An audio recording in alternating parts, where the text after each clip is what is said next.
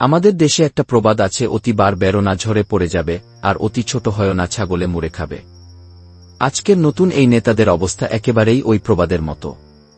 বিএনপির স্থায়ী কমিটির সদস্য কক্সবাজারের মাটি ও মানুষের এবং সারা দেশের সকলের জননন্দিত বিএনপির নেতা সালাহুদ্দিন আহমদকে নিয়ে সদ্য জন্ম নেওয়া রাজনৈতিক দল জাতীয় নাগরিক পার্টির এনসিপির মুখ্য সমন্বয়ক নাসির উদ্দিন পাটোয়ারির দেওয়া বক্তব্যকে খুব মারাত্মক, অসামাজিক, কুরুচিপূর্ণ বলে উল্লেখ করেছেন কক্সবাজারের স্থানীয় বিএনপির নেতাকর্মীরা।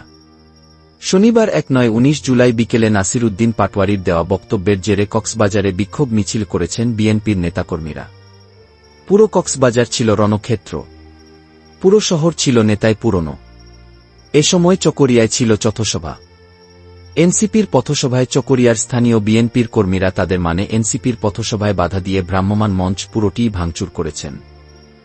বিএনপি নেতাকর্মীরা বলেন, কক্সবাজার এসে এনসিপির সমাবেশ থেকে কক্সবাজারের ভূমিপুত্র বিএনপির জাতীয় স্থায়ী কমিটির সদস্য সাবেক মন্ত্রী সালাহুদ্দিন আহমদের বিরুদ্ধে কক্সবাজার শহীদ দৌলত ময়দানে ডার্বি নাসিরের কুরুচিপূর্ণ শব্দ ব্যবহার করে বক্তব্য দিয়েছে। তার তীব্র নিন্দা ও প্রতিবাদ জানাচ্ছি। জুলাই হল আমাদের ২ সহস্রাধিক শহীদের রক্তের ইতিহাস। এই জুলাই কারও ব্যক্তিগত বা পৈতৃক সম্পত্তি নয়।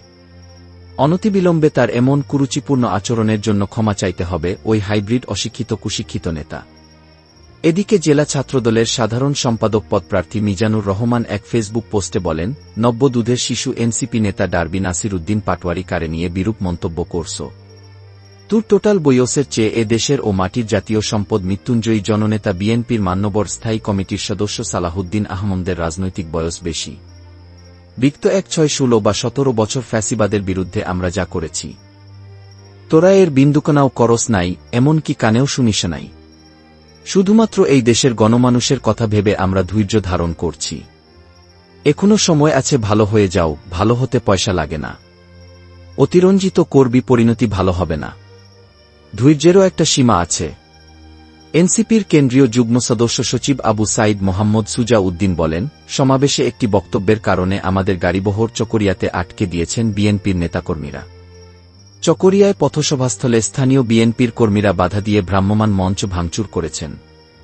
চকরিয়া থানা পুলিশের ভারপ্রাপ্ত কর্মকর্তা ওসি মোহাম্মদ শফিকুল ইসলাম বলেন, বিএনপি নেতা সালাহুদ্দিনকে নিয়ে কুরুচিপূর্ণ বক্তব্যের প্রতিবাদে বিক্ষোভ করেছেন বিএনপির নেতাকর্মী। এ সময় একটু ঝামেলা হয়েছিল। এখন পরিস্থিতি স্বাভাবিক। এর আগে দুপুরে কক্সবাজার শহরের পাবলিক লাইব্রেরির শহীদ দৌলত ময়দানে জুলাই পদযাত্রার অংশ হিসেবে পথসভা করে এনসিপি। সেখানে দলটির আহ্বায়ক নাহিদ ইসলাম, দক্ষিণাঞ্চলের মুখ্য সংগঠক হাসনাত আবদুল্লাহ, মুখ্য সমন্বয়ক নাসির উদ্দিন পাটোয়ারি সহ এনসিপির একাধিক কেন্দ্রীয় নেতা বক্তব্য দেন।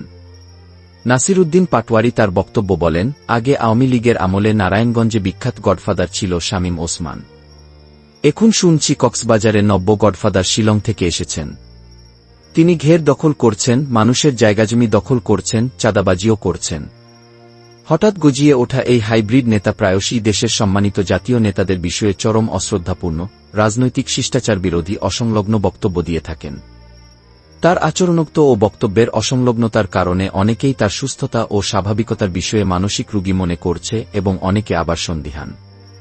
রাজনীতিতে ঘৃণার বিষবাষ্প ছড়িয়ে দেওয়া এ ধরনের হাইব্রিডেরা দেশের সুস্থ, স্বাভাবিক ও উন্নত রাজনৈতিক পরিবেশের জন্য হুমকিস্বরূপ।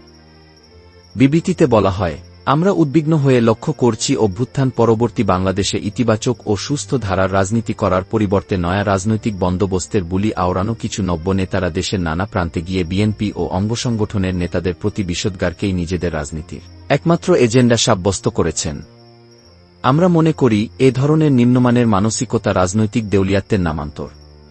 অভ্যুত্থানোত্তর বাংলাদেশে গণমানুষের যে সুস্থ ও সুন্দর রাজনৈতিক পরিবেশের প্রত্যাশা, এ ধরনের বিষোদ্গার ও বাগাড়ম্বসর্বস্ব বক্তব্য সেই জনপ্রত্যাশাকে ব্যর্থ করে দিচ্ছে।